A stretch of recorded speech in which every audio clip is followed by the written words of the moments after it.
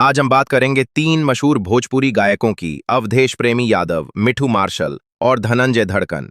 और जानेंगे कि इनकी शादी हुई है या नहीं, इनके परिवार में कौन कौन हैं और ये कहाँ रहते हैं।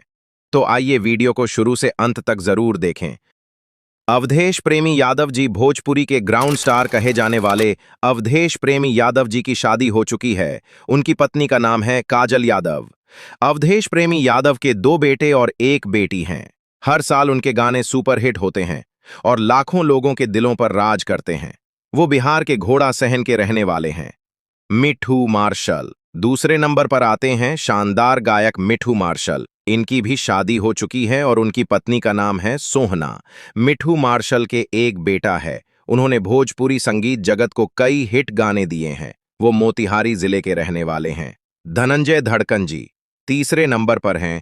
धनंजय धड़कन, जिन्हें भोजपुरी इंडस्ट्री का बेहतरीन एक्टर और गायक माना जाता है।